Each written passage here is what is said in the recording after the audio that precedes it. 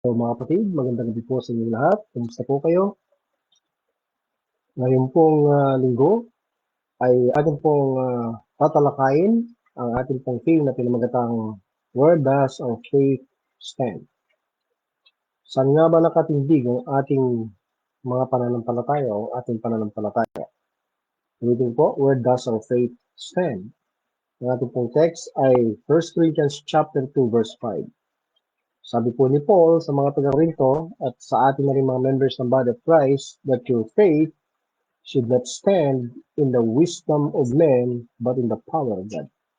Ang Diyos niyo po ay nagpapasalamat sa inyong pong kabutihan katapatan. Salamat, natuto po ang iyong salita at matapat ang iyong mga salita. Salamat na hindi ka po nagsisinungaling at inilahad mo kung ano po ang nais mo at kalooban mo sa pamamagitan ng iyong mga kasulatan. Salamat sa gabi ito na muli ay makatutunghay po kami sa amin pong kinikilalang final authority at kami naniniwala na ito po ang pagmumulan ng aming edification, pagpapatuloy, pagpapatatag sa inyo. Kayo po namang malalhati at maitanyag ang iyong mga salita sa pangalan ng Panginoon sa Kristo. Amen. Ngayon gabi po ay tatalakayin po natin ang ilang mga verses dito po sa 1 Corinthians 2 at we will try to look at the context, pagamat may mga kagaya ng dati ay may pagtalakay na rin po ang ginagawa rito. But again, as I've been saying palagi mga kapatid, wala pong dapat pagsasawa sa pag-aaral ang isang tunay na mananampalataya ang salita ng Diyos. Laging babalik-balikan ang mga kasulatan dahil ito ay ginagamit ng Diyos upang pagtibayin, palakasin ang ating mga panloob na pagkatao. Noong nakaraang linggo mga kapatid, kung ating pong matatandaan ay ang naging theme po natin ay perilous times in the last days. So, makikita natin na hindi maganda ang magiging wakas, we will say, ng mga miyembro ng Body of Christ dito sa mga huling araw. Sapagkat makikita natin na malala o grabe na ang kasamaan ng pag-uugali ng pangkalahatang tao, maging ng mga kasapi ng members of the church, the Body of Christ. Kaya magiging mapanganib sapagkat ayon nga kay Paul, some shall depart from the faith, 1 Timothy 4:1, at sila po ay makikinig sa mga mapanlinlang na espiritu at mga doktrina ng mga dyablo. So, dahil diyan mga kapatid ay mag-iiba talaga ang katangian ng mga tao, maging mga believers, na lilisan sa pananampalataya sa impluensya ng mga dyablo o ni Satan at ng mga dyablo. So, magiging evident o makikita muli mga kapatid, hayag muli ang pagkilos ng masasamang espiritu o evil spirits o unclean spirits in the last days. Kagaya ng nakikita o makikita natin sa Matthew, Mark, Luke, and John, sa early part ng Book of Acts, maging sa ministry ni Paul, meron siyang encounter sa mga unclean spirits until such a time na tumigil po yung kanilang ministry, yung paghahayag, at sa kasalukuyan ay kumikilos ngayon ng dyablo sa pamamagitan ng paggamit ng salita ng Diyos, false doctrines, at may mga ginagamit din sa mga tao na influensya ng maling aral mga kapatid. But time will come na babalik muli yung activity ng devils na kagaya ng nakikita natin in the past sa Matthew, Mark, and John, sa binanggit kong pagkakataon, maging sa buhay ni Paul. So ingat po mga kapatid, warning po para sa atin dahil meron po tayong bahagi dito, may kaugnayan po ang Church na Body of Christ dito. Remember, Paul talks about the last days. Okay, at tayo po ang sinusulatan niya mga kapatid. Now, dito sa mga sulat ni Paul, maging sa mga unang sulat niya, nag-warning siya sa mga taga-Korinto. Kanina ang ating text ay unang sulat ni Paul sa mga taga-Korinto. At batid natin kung anong kalagayan ng mga taga-Korinto. Sila po ay carnal church. Ang dahilan ng kanilang carnality is that they entertain false doctrine. So kaya naman ay biktima sila ng mga maling aral. At dahil marami silang maling aral, maling paniniwala, ay of course apektado yung kanilang pamumuhay. Kaya makikita yung pagiging makalaman, yung sinful lives nila. Halos walang pagkakaiba sa mga unbelievers. No? Hindi sila tapat na tumitindig doon sa kanilang katayuan, sa kanilang mga blessings in Christ. Sa halip ay namumuhay sila na parang mga tao ng sanlibutan. Ayan. Nag-warning si Paul, nagtuturo at naglalaman ng maraming rebuke, pagsansala, pagsaway. Ang kanyang unang sulat at maging ang kalawang sulat ay puno pa rin ng pagpapaalala o warning tungkol sa ginagawang pandaraya ng diablo. Of course, may malaking involvement ng kaaway at ang problema rin naman on the part of the believers ay nagpadaya po sila. So, hindi naman lahat ay sabihin natin isisisi sila sa diablo o kay Satan, kundi it is also the fault of the believers. No? May parte din, may pagkukulang, malaking pagkukulang din ang mga mananampalataya sa Korinto. At maging sa kasalukuyan mga kapatid ay pwedeng mangyari yan. Hindi po natin pwedeng sabihin kasalanan lahat ng diablo. Meron din po tayong counterpart. Kadalasan ganyan ang ginagawa ng mga Christians na tinatawag, ano? Isinisisi lahat sa diablo at hindi nila nakikita yung kanilang pagkakamali dahil nagkulang din sila sa pagtunghay o sa paninindigan sa mga katotohanan ng salita ng Diyos. Now, sa 2 Corinthians chapter 11, ito po yung warning ni Paul. Meron po tayong kalaban, malinaw po yan. Sabi ng verse 3, but I fear, ito po yung pangamba o takot ni Paul para sa mga mananampalataya na pwede rin po mangyari sa atin. Yan din po yung dapat nating katakutan. Lest by any means, sabi po ni Paul, as the serpent beguiled Eve through his subtlety, so your mind should be corrupted from the simplicity that is in Christ. Verse 4, for if he, personal pronoun, that cometh preacheth another Jesus, whom we have not preached, I should say, or if ye receive another spirit which ye have not received, or another gospel which ye have not accepted, ye might well bear with him. So kapansin-pansin po dito na talagang nagtatrabaho actively ang diablo, the serpent, the devil, ano po? Kagaya ng kanyang ginawa kay Eva, no? Nung kanyang nilinlang si Eva way back doon sa Genesis chapter 3. Gumamit siya ng katusuhan diyan. Nandiyan po yung salitang subtlety. Napakatuso po ng diablo. At kung tayo po ay hindi sincere at mapagsaliksik sa salita ng Diyos, ano? Ay pwede po tayong madaya. Yan po yung naging problema ni Eva. Hindi niya pinindigan, pinanangnan kung ano yung mga exact words, yung exact na mga salita ng Diyos na iniutos sa kanila sa pamamagitan ni Adam. Okay. So 1 Timothy 2:13 malinaw po na ang nadaya, okay, o ang na-deceive ay hindi naman talaga si Adam, kundi ang unang-unang nadaya ay ang babae. Sabi ng verse na ito, for Adam was first formed, then Eve, and Adam was not deceived. So sabi po ng verse, no, sabi ni Paul, no, Adam was not deceived, but the woman being deceived, so malinaw po na si Eva ang na-deceive o nadaya, na beguile, was in the transgression. But of course, hindi pwedeng sabihin wala ring pananagutan si Adam sapagkat nakinig po siya sa boses ng kanyang asawa. At napasama rin po siya sa mga nalinlang. Nahawa po siya mga kapatid. Hindi po niya tinindigan ang salita ng Diyos. So yung ating theme is, where does our faith stand? So yung faith ni Adam hindi po tumindig dun sa salita ng Diyos na binanggit sa kanya sa Genesis chapter 2, 16 to 17. Kundi nakinig siya sa boses ng kanyang asawa. Nang ibabaw yung kanyang simpatiya sa kanyang asawa, we will say. Now, dito sa verse na aking binasa, ay may tatlong bagay dito na ginagamit ang diablo upang i-pollute, okay, o i-corrupt ang ating mga pag-iisip. Ito yung tatlo, another Jesus, another spirit, another gospel. So may tatlong another po dito sa mga talatang ito. Pag sinabing another Jesus, yung Jesus na yan ay hindi yung tinuturo ng kasulatan. Hindi yung Jesus na ipinangangaral din ni Pablo, mga kapatid po.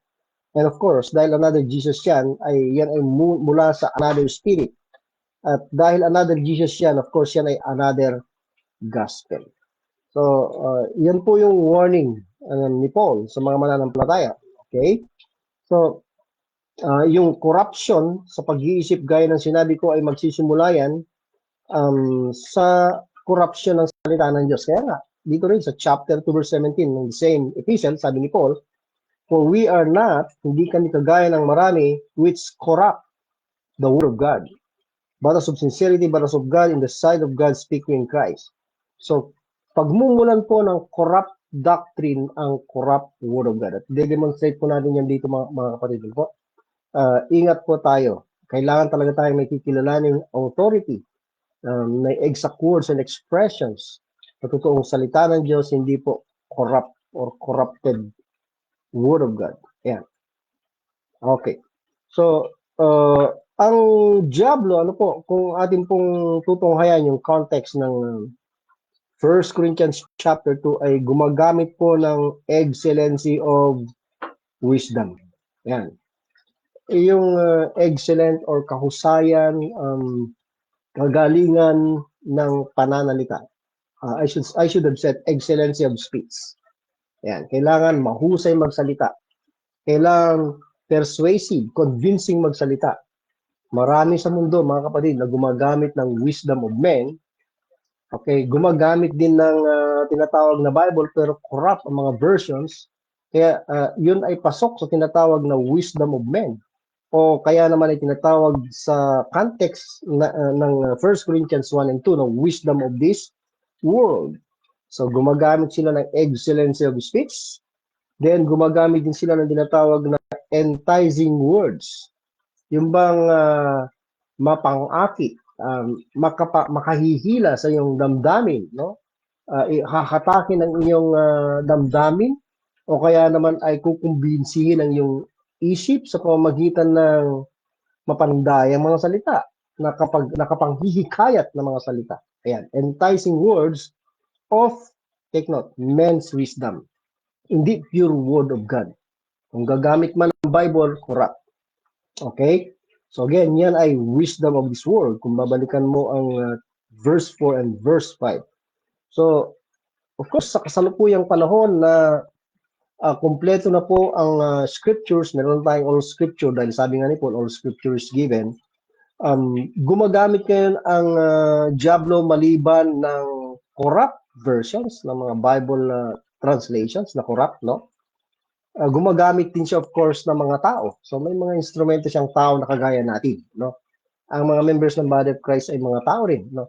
At of course, ang kalaban ay gumagamit din ng mga tao at mas marami sila.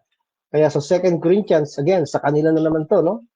11, 13, and 15, for such are false apostles, deceitful workers, transforming themselves into the apostles of Christ, and no marvel, for Satan himself is transformed into an angel of light.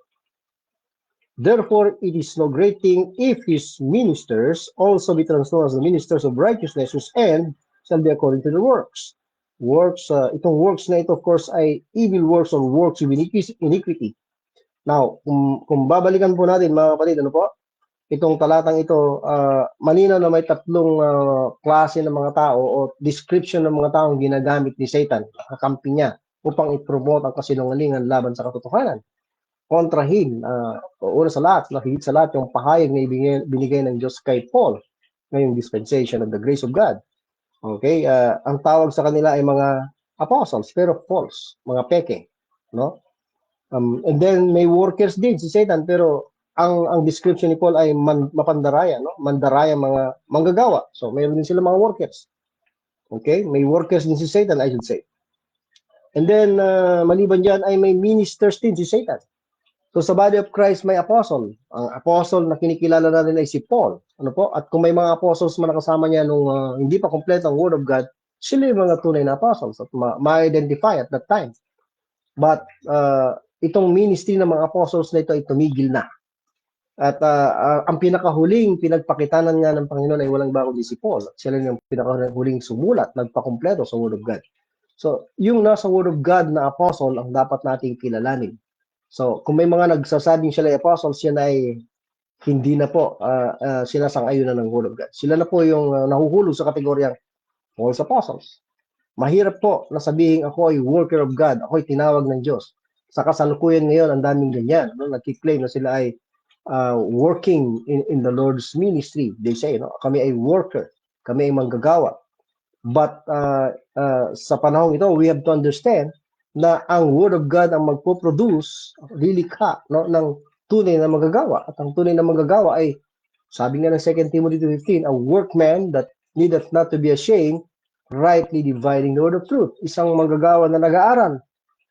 May all scripture na kinikilalang authority at inaaral niya o ginagamit niya yung method na ibinigay ng Diyos, which is rightly dividing the word of truth. Batid na po natin yan sa mga sumusubaybay. Okay? So, itong mga ministers din ni Satan ay nagpapanggap din na nagpapanggap sila. Gagamitin ko po yung nagpapanggap dahil hindi mo akalain na sila pala ay ministro ng Diablo. Dahil kung titignan mo outwardly, nagtatransform sila into an angel of light. Kagaya ni Satan, way back sa Genesis 3, I believe, na nung magpahayag si Satan o yung serpent kay Eva, hindi siya nagpahayag na masamang nilikha. Siya ay gumamit ng mahuhusay na salita, enticing words. Yan nga, ginamitan niya ng wisdom niya. Batid natin na si Satan o Lucifer before ay full of wisdom and full of beauty. So, nag-transform siya at that time na parang isang mabuting nilalang, nagpapanggap na concern pa kay Eva, na parang pinagdadamutan ng Diyos si Eva ng isang bagay na dapat sana ipakinabangan niya. So, nadaya si Eva dahil doon, mga kapatid. So, ganun din sa panahon ngayon, mga kapatid. Ang focus ng marami ngayon, particularly sa mga hindi kumikilala sa dispensation of grace, ay hindi sa mga bagay na itinuturo ni Paul, hindi sa mga spiritual na bagay, kundi sa mga material. Batid natin yan, mga kapatid. Obviously, ang lahat ngayon nakapokus sa material world, ang tingin nila sa Diyos, nagbibigay ng lahat ng pangailangan nila materially. Hindi nila nakita sa kabilang banda yung mas higit na mahalaga sa lahat, yung mga spiritual blessings natin in Christ, na ipinagkaloob na, mga kapatid. Na siyang motivation natin sa ating paglilingkod. Gaano man kahirap ang ministry ng ating haharapin. So, ang katapusan ng mga workers na binabanggit na ito, associated with Satan, ay ayon sa kanilang mga gawa, masasamang gawa. Siyempre, ilalahad ng Diyos yan, ibubulgar ng Diyos. No? Kung sila ngayon ay nakapagtatago ng kanilang identity, dahil wala namang kakayahan ng tao na basahin ang kanilang panloob na pagkatao, yung kanilang puso, we will say, ilalahad ng Diyos yan pagdating ng panahon. At may judgment naman na itinuturo rin si Paul sa kanyang mga salita. So, dito sa kanilang pagmamaskara, saklaw yan ang tinatawag ni Paul sa 2 Thessalonians na mystery of iniquity, na masterpiece o obra maestra ng Diablo. Magaling siya sa pagtatago, isang paglilihim ng kanyang tunay na identity, maging ng identity nga ni Antichrist. Itatago niya yan hanggang sa ihayag niya sa takdang panahon niya. Yan, sa 70th week, mga kapatid. Okay, now, dito po sa ating talata ay may binabanggit si Paul na the testimony of God. Sa verse 1 ng 1 Corinthians chapter 2, sabi niya, brethren, when I come to you, came not with the excellency of speech or of wisdom, declaring unto you the testimony of God. So, yung mga isinasalaysay ni Paul ay patotoo ng Diyos or testimony of Christ. Kung punta ka sa chapter 1, hindi po galing sa kanya yan. At yung testimony na yan ay nakasulat na sa Word of God. Kompleto na yan sa atin ngayon. Okay? So, hindi po invento ni Paul ito, pati yung gospel niya, alam natin, Galatians 1:11-12, na revelation from Jesus Christ, our Lord, na tumawag sa kanya. Okay? Direct na tumawag sa kanya, kaya nga siya ay apostle of Jesus Christ and God the Father. So, dito sa verse na ito is, yun ang dinideklara, sa verse 1. Dinideklara ni Paul, yung testimony of God. Okay? Kung nagte-testify man siya tungkol sa kanyang sarili, ay yun pa rin yung testimony of God o testimony of Christ sa kanya. Yung pagpapakilala ng Diyos kung sino siya na nakasulat sa mga kasulatan. Dahil ang iba, sinasabi nila, masyado na tayo maka-Pablo, sinasamba na raw natin si Pablo, sinusunod na si Pablo, hindi na raw ang Panginoon sa Kristo. Mali po yun, mga kapatid. Kung questionin mo yung apostleship ni Paul, yung messages ni Paul, yung teaching ni Paul, you're questioning God and you're questioning the Lord Jesus Christ. Dahil ang kanyang dinideklara ay testimony of God, testimony of Christ. At sa verse 2 naman, sabi niya, I determined not to know anything among you save Jesus Christ and Him crucified. So, yun talaga ang kanyang ministry. Hindi siya nagpapakilala ng kanyang organization. Pati ng kanyang sarili, hindi niya sinasabing, I am the Apostle Paul. Sinasabi niyang siya ay apostol ni Yesu Kristo At hindi nga niya ginamit yung title na yan, the Apostle Paul. Wala po yan sa Word of God. Sa Romans 11:13, ang sinasabi niya, for I speak to you Gentiles inasmuch as I am the Apostle of the Gentiles. So, dahil definite article na direct apostle siya ng Panginoon sa Kristo sa mga Gentil. Pero dun sa verse na yun, hindi naman po title yung the Apostle of the Gentiles. Ito isang deklarasyon na definite na siyang apostle, hindi nga capital letter yung A, na parang title. At dun sa verse mismo na yun, I magnify mine office, not my title. Hindi po title yung apostle, mga kapatid. Kagaya ng ginagawa ng maraming sa religion, napakaraming title. No, nauuna sa una ng pangalan yung mga titulo. Para bagang hindi sila kontento na sa pangalan lang sila tatawagin o brother lang.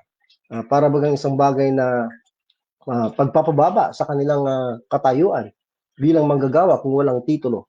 Well, nakalulungkot mga kapatid. Pero mismong si Pablo nating apostol, ang kanyang determined to know is Jesus Christ and Him crucified. Yun ang sentro ng kanyang mensahe. The preaching of the cross, the sacrificial work of Christ at Calvary. At sa 2 Corinthians sa kanyang ikalawang sulat, sabi sa chapter 4, verse 5, we preach not ourselves, but Christ Jesus the Lord. So ganun po dapat tayo sa ating ministry. Hindi po yung sinasalaysay natin, pinakikilala natin yung ating organization. Kung maaari nga sana, wag na tayong maglagay ng karatula. Dahil parang kukumpetensyahin pa natin ang Panginoon at ang tunay na church, the body of Christ. Okay? Now, dito sa talatang ito ay tinatalakay din ni Paul ang mystery, mga kapatid. Ano po? Halimbawa, sa verse 6, howbeit, sabi niya, we speak wisdom among them that are perfect. Okay, so meron siyang binabanggit dito na wisdom. In contrast, kabaliktaran ng wisdom of men at wisdom of this world. At itong wisdom na ito ay sabi niya, sinasalita niya sa mga perfect. I believe na mga perfect dito ay mga members ng body of Christ. Perfect in the sense that we are in Christ. We have a perfect position in Christ at doctrinally, dahil we have all the information that we need to know, nasa Word of God na, ay sabi ng 1 Corinthians 2:16, we have the mind of Christ. In that sense, we are perfect in Christ. We have the mind of Christ. At in-reveal sa atin kung ano yung mind na yan. Nasa scriptures na ngayon.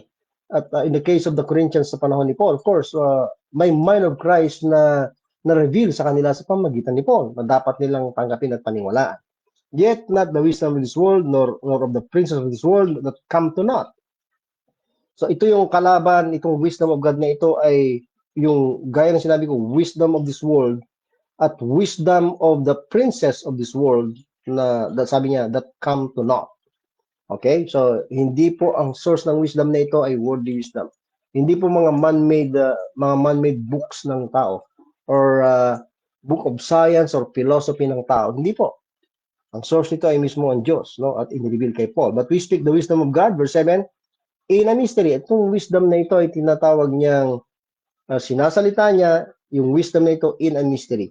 Ang mystery ay isang sikreto na was not made known, okay, in the past, but now revealed. At yan ay ini-reveal, of course, una sa lahat, first-hand information kay Paul. And then later on, may mga nakaalam na rin. But of course, siya yung naunang pinagpahayagan ng mystery na yan, ang wisdom of God na yan. Then sabi niya, ulitin ko lang, we speak the wisdom of God in a mystery, hindi po in prophecy. Yung wisdom na yan, dahil kakaiba yan, Okay, sabi niya, even the hidden wisdom. So itong wisdom na ito ay sikreto, tapos ginamitan pa ng mga katagang the hidden wisdom, nakatago na karunungan. So meron po tayo ng mga kapatid, hindi po ito para siraan sila o kanaman ay batikusin. Kasi sinasabi nilang yung wisdom na ito ay nasa mga kasulatan na daw. Doon daw nakatago. Ano po? So hayag na, pero nasa mga kasulatan. Doon daw itinago ng Diyos. Well, we will see sa ating pagtalakay. Pero again, itong wisdom na ito is in a mystery at hidden wisdom ito, hindi sa scriptures, wala pong ginagamit si Paul na ganyang mga kataga, which God ordained, itong wisdom na ito na in a mystery ay tinalaga ng Diyos before the world. Bago pa ang sanlibutan, unto our glory, para sa ating kalulutian. Sinong kausap niya? Mga members ng body of Christ, hindi Israel. Ano po? I believe na iba ang Israel, iba ang body of Christ, sa mga naniniwala sa ganyang pag-aaral ay tinuturo ng Word of God. Of course, may mga kumokontra po dyan. That sabi niya, itutuloy po natin, verse 8, which none of the princes of this world knew. So itong wisdom of God and the mystery na ito ay hindi nalalaman to ng mga princes of this world, no? Beforehand, no? Nung una pa man, no? Sapagkat kung kanilang malaman ito, sabi niya, itong wisdom of God and the mystery, hindi na nila ipapako ang Panginoon ng kalulatan. I believe na mga princes of this world ay kasama si Satan dyan, and other princes like evil spirits, devils, mga kapatid. Ano po?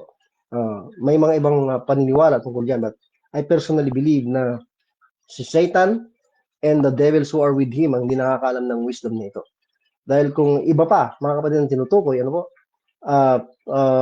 ibang nilalang maliban kay Satan, I don't think so na magiging emphatic yung emphasis ni Paul o may diin o may significance yung punto na yan. I believe na it has to do with Satan dahil siya yung binabanggit nga ni Paul dito na gumamit ng subtlety, yung minds natin ay i-corrupt niya through another gospel, another spirit, another Jesus. Yun yung binanggit kanina sa 2 Corinthians. Siya yung gumagawa ng corruption ng Word of God. So, nakatago sa kanya yung wisdom na ito upang may sakatuparan ng Diyos itong wisdom na ito pagdating ng panahon.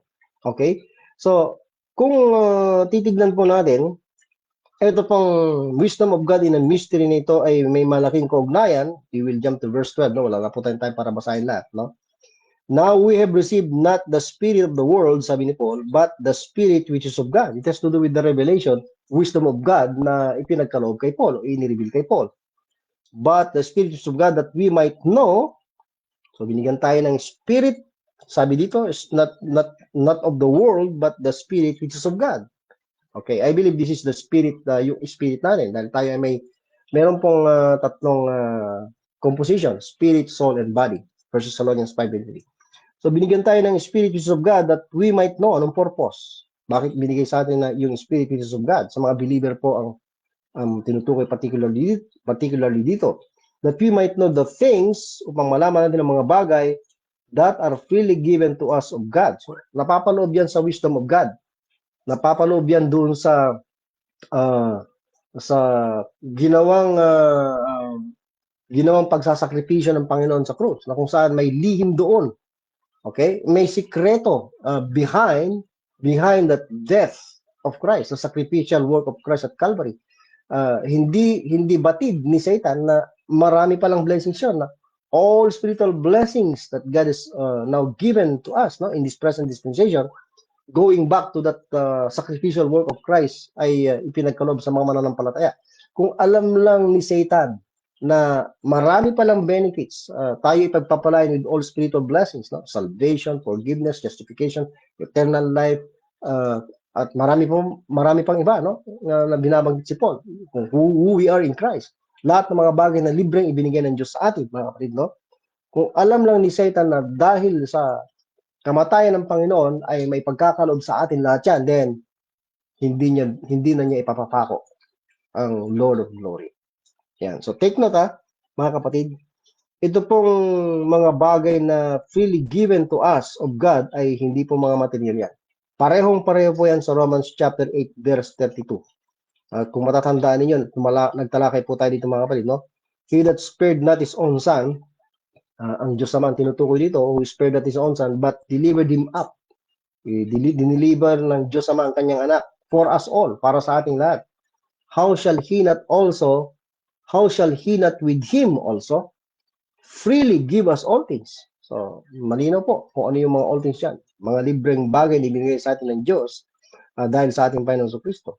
Okay? At dito sa context nga na ito, ng Romans 8, yung all things dyan na work together for good ay may kaugnayan sa for knowledge of God, predestination natin, sa ating calling, sa ating justification and glorification. I hope na ating pong natatandaan yung ating mga ginawang pagtalakay dito. Lahat ng ito ay spiritual na mga bagay.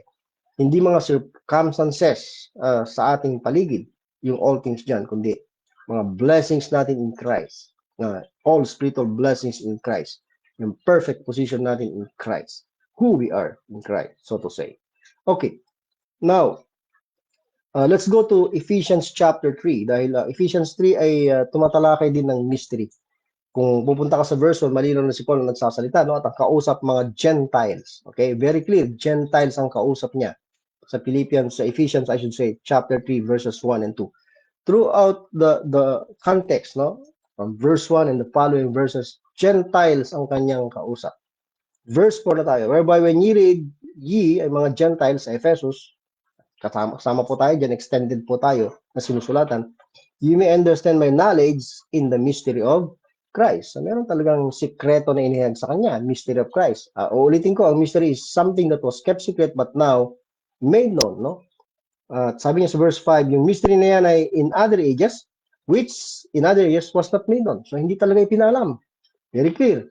Unto the sons of men, as it is now revealed unto his holy apostles and prophets by the Spirit. Kailan yung timing? Na yan ay na-reveal unto his holy apostles and prophets by the Spirit. At least, from Paul, no, onwards, doon po na-reveal yung mystery na yan. Hindi yung aatras ka bago kay Paul, no? Yun po yung punto dito dahil kay Paul nga in-reveal ito, mga kapatid, ano po? Ayan. At sa pamamagitan niya, maintindihan natin yung mystery of Christ. As it is now revealed unto his holy apostles and prophets by the Spirit, ano po yung particular na elemento o nilalaman din ng mystery na yan, maliban sa ilang mga talata? That the Gentiles should be fellow heirs, na ang mga Gentiles ay mga kapwa tagapagmana, and of the same body, at sa parehong katawan, body of Christ, hindi po magkakahiwalay ang mga Gentiles. So, isang church lang ang kinibilangan natin, hindi 2 o 3 churches. Okay, ng mga Gentiles sa kasalukuyan. Okay?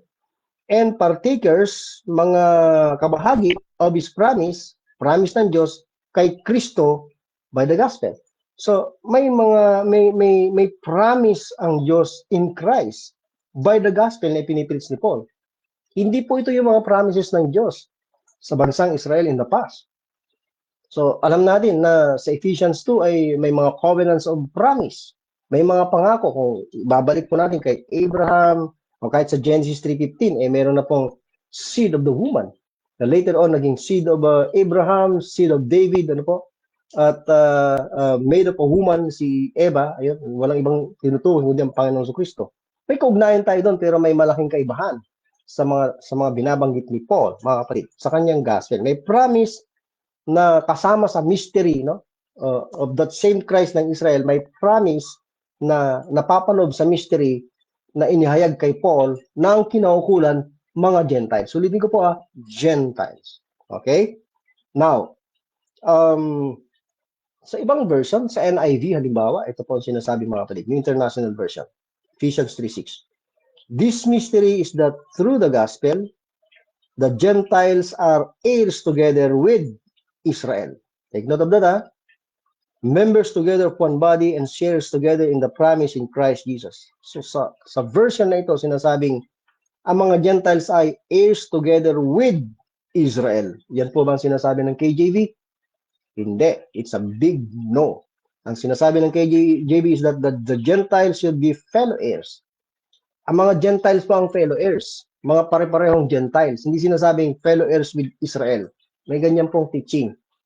Yan ay mula sa corrupt translation. So, kung ini-interpret mo ang King James Version na kagaya ng sinasabi ng NIV, that's a corrupt doctrine. Yan po yung nakikita ko mga kapatid. Nakalulungkot. Ano po? Okay, and to make all men see what is the fellowship of the mystery, verse 9 na po, nag-jump na po ako sa verse 9, na Ephesians 3. So, nandyan po ulit yung mystery, fellowship of the mystery ng mga Gentiles. Of course, may mga individual Jews, pero in this context, very clear ng kausap ay mga Gentiles, like largely Gentiles, ang membership ng body of Christ at this point in time. Ang focus ng ministry ni Paul ay sa mga Gentiles na after his Acts ministry, na kung saan may issue pa sa bansang Israel. Okay. To make all men see what is the fellowship of the mystery, which is from the beginning of the world that been hid in God, who created all things by Jesus Christ. So, kanino nakatago itong mystery na ito? In God. Hid in God. Hindi in the scriptures. Yan po yung paniniwala nila natin mga kapatid. Ano po? Okay. So, halimbawa, gamitin din po natin ang Romans 16:25 kung saan binanggit ang mystery, mga kapatid.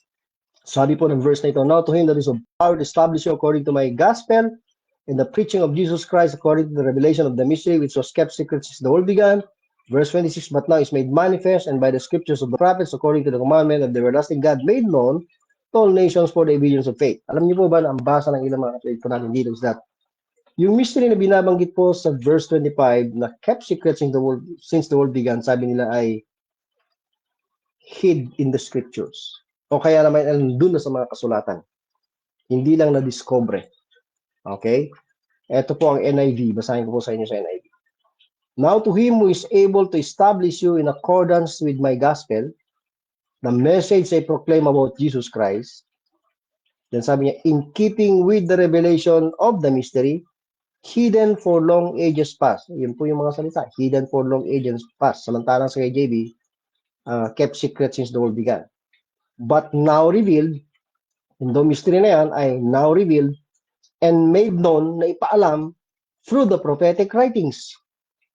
Okay? Take note of that, by the command of the eternal God, so that all the Gentiles might come to the obedience that comes from the faith. So ito daw mystery na sinasabi ni Paul, hindi naman talaga nakatago. Hindi naman ibig sabihin na walang nakakaalam. Itong mystery na ito ay revealed, sabi niya, and made known through the prophetic writings. So sinasabi nila na kung ano yung sinasabi na mystery ni Paul ay actually na-reveal o kaya ay naipalam sa pamamagitan ng scriptures of the prophets. So hindi talaga siya kept secret, kundi revealed na, nandoon na rin sa mga propeta. Yan. Pero sa ating binasa, hindi po siya revealed or kept secret in the prophetic writings, kundi in God. No? Hidden in God. Hid in God. Sabi ng 1 Corinthians 2:6. Kaya I disagree with that translation. At saka ang malungkot, ano po? Pinutol yung verse. I mean, iniba yung pagkakasalita, no? Kung sa King James tayo titingin, ang punto ni Paul dito ay yung pagpapatibay, pagpapatatag sa mga mananampalataya. May tatlong bagay na binanggit si Paul kung paano pagtibayin ng Diyos, no? Now to him that is of power, yun yung ability or power of God to establish believers. Number one is according to my gospel. My gospel. Exclusive yan kay Paul. Hindi po yan binibigyang diin ng NIV. Then kung itutuloy nyo sa King James Version, according to my gospel, and yung kanyang according to my gospel is may comma, sinundan ng end, no? Connective, conjunction, we will say, no po? The preaching of Jesus Christ. So yun yung ikalawa. Number one, my gospel, and the preaching of Jesus Christ. And then may paliwanag according the preaching of Jesus Christ na yan. Okay? According to the revelation of the mystery. Paliwanag pa rin yung number two, no? Which was kept secret since the world began. Okay? Then sabi niya, but now is made manifest. So ano yung na-manifest? Yung preaching of Jesus Christ according to the revelation of the mystery na kept secret since the world began. But now is made manifest. Si Paul ang nagsasalita. Paano na nahayag yan? Of course, sa pamamagitan ni Paul. And sabi niya, but now is made manifest, notice, may comma. Hindi ganoon ang pagkakasalita sa NIV. Comma, and then sinundan ng end. By the scriptures of the prophets. By the scriptures of the prophets. Ibig sabihin, sa puntong paano pagtitibayin ng Diyos, ano yung kakayahan ng Diyos, yung ability niya to establish us. Number one, according to my gospel. Number two, according to the preaching of Jesus Christ, according to the revelation of the mystery. Okay? Dahil may end doon, comma at end. Yung ikatlo, okay, na ginagamit niya is and by the scriptures of the prophets. May comma at end. Tatlong bagay. My gospel, the preaching of Jesus Christ according to the revelation of the mystery, and by the scriptures of the prophets. Yan yung ginagamit niya to establish believers. So we could say na all scripture rightly divided ang kanyang ginagamit. Pero hindi yan ang ipinupunto nilang mga kapatid natin. Kundi ang kanilang pinupunto, yung ipinupunto ng NIV. That is why I cannot accept that doctrine.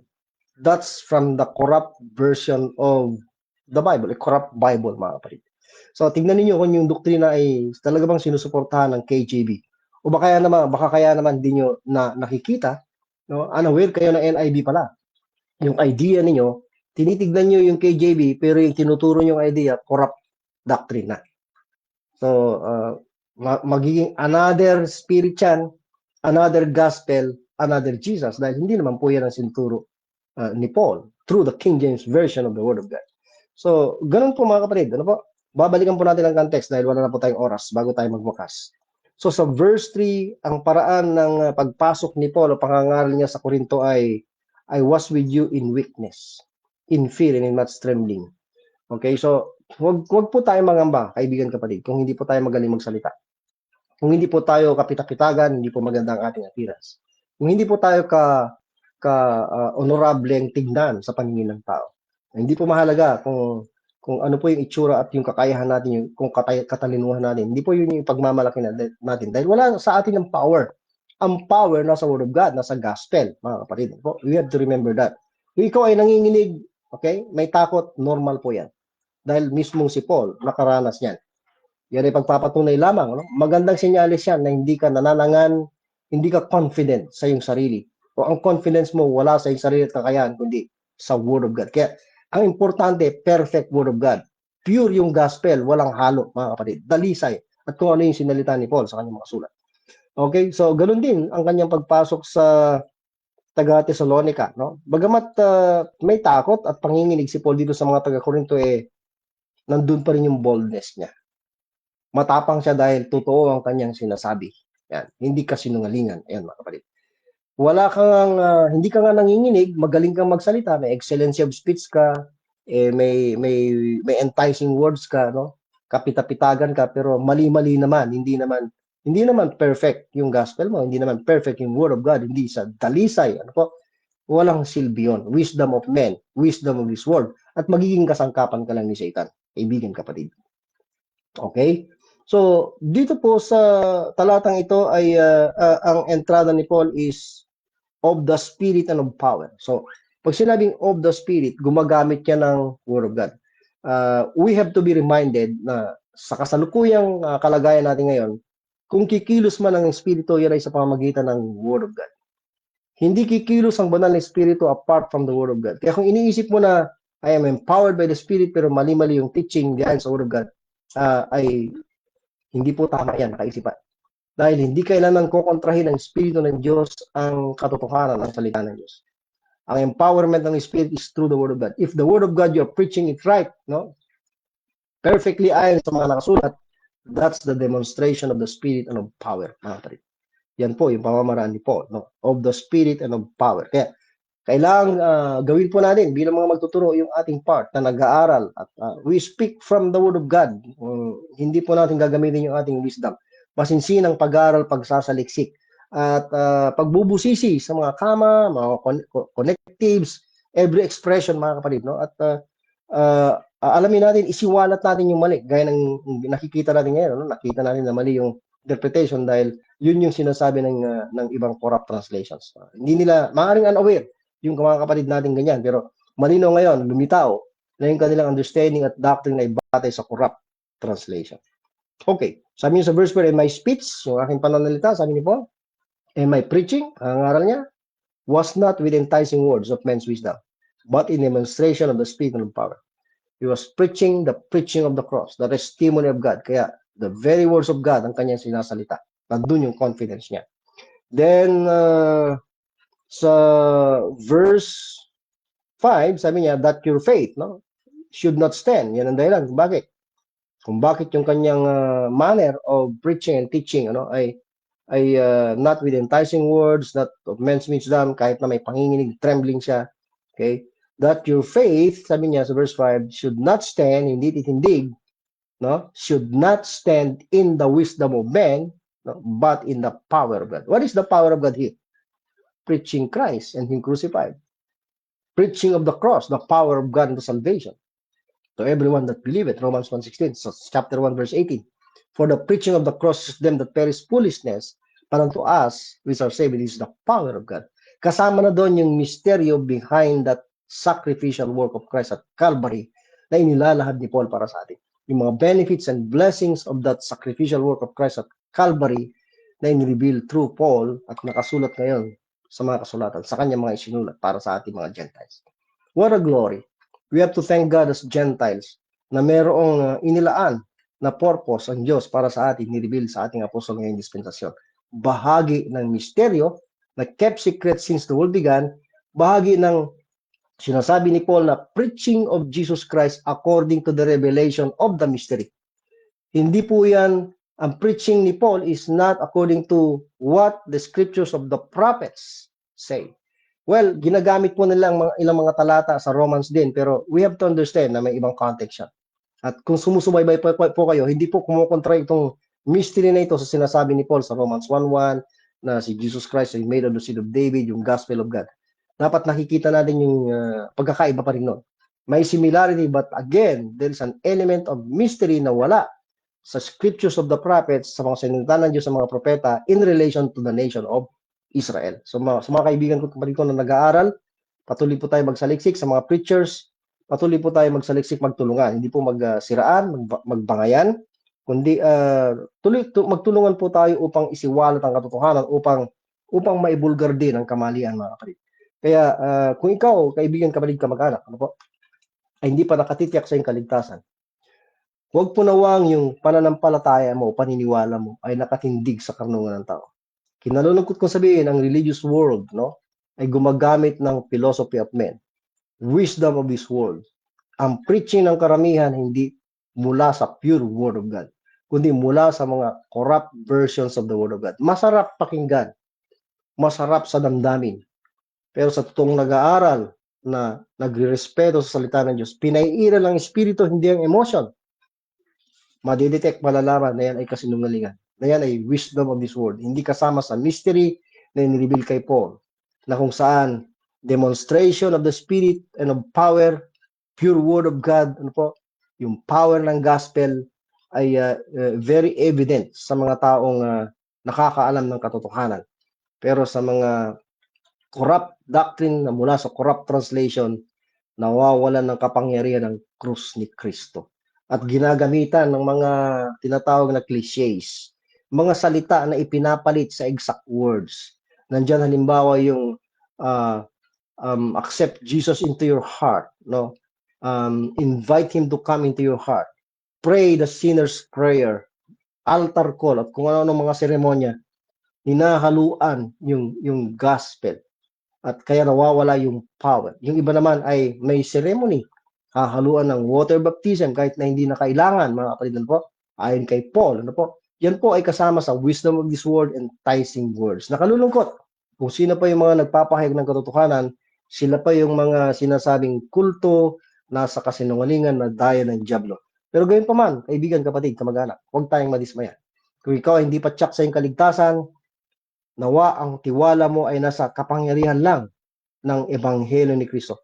Nasa kapangyarihan lang ng pagliligtas ng krus ni Kristo. Ibig ko sabihin, doon sa krus, doon namatay ang ating Panginoon sa Kristo. Doon dumanak ang kanyang dugo. Yun lang ang tayong paraan upang ikaw ay magtamo ng kaligtasan. Kung nais mo mapatawad sa iyong kasalanan, lahat ng kasalanan, maligtas sa parusa ng Diyos laban sa kasalanan, you have to believe the preaching of the cross. There at the cross at Calvary, Christ died for you and for me. Tayo ay makasalanan, hindi ka dapat, but Christ gave Himself for you and for me.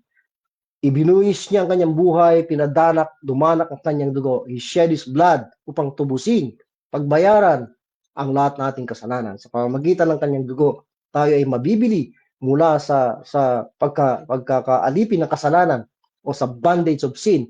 At tayo mahahango mula doon, maaalis tayo doon. Magkakaroon tayo ng total forgiveness, mapapalaya tayo kahit sa bondage of religion. By believing that sacrifice of Christ at Calvary. Our Savior, remember, was buried, but on the third day, He rose again. We believe a living Savior. Kung hindi ka pa tiyak, kaibigan, ka mag-anak, trust Christ right now. Don't trust me. Don't trust your religion, your works, or your organization. Trust no one else. Nobody but Christ. Dahil siya lamang ang makapagliligtas sa iyo. Kung naman ay anak na ng Diyos, nag-aaral ng Word of God, rightly divided, patuloy na nagsasaliksik. No? Huwag kang tumigil, kaibigan, kapatid, ka mag-anak. Huwag tayong paalipin sa mga doctrinal statements. Magpatuloy tayong sa pag-aaral. Ang doctrinal statement dapat na kilalanin natin is all scripture rightly divided upang hindi po tayo madaya. At tuloy-tuloy yan. It's a lifetime na pag-aaral, lifetime na lifestyle kasama yung pag-aaral ng Word of God, perfect Word of God. Lifetime na pangangaral ng cross of Christ, lifetime na pagsasaliksik, pagpapatibay sa mga mananampalataya. At kung yan ang ating pong goal sa ating buhay, mga kapatid, I believe, no, na time will come when we will face our Lord Jesus Christ. Nating pinaglilingkuran, batay sa katotohanan, kagaya ni Paul, ay tatanggap tayo ng gantimpala. Dahil ang Diyos ay hindi po sinungaling sa kanyang mga pangako, siya ay tapat. Kaya, nasaan ka ngayon, kaibigan, kapatid, kamag-anak? Kung ikaw ay anak na ng Diyos, membro na ng body of Christ, kumusta ang iyong buhay spiritual? Kumusta ang iyong pagtindig sa katotohanan? Yung faith mo ba ay nag-i-stand sa doctrinal statement, sa wisdom of men, sa kagalingan ng tao, sa kahusayan ng tao, sa genius ng tao, sa theological books, o sa Word of God na nandito na sa harapan mismo natin? May perfect Word of God, preserved Word of God na available.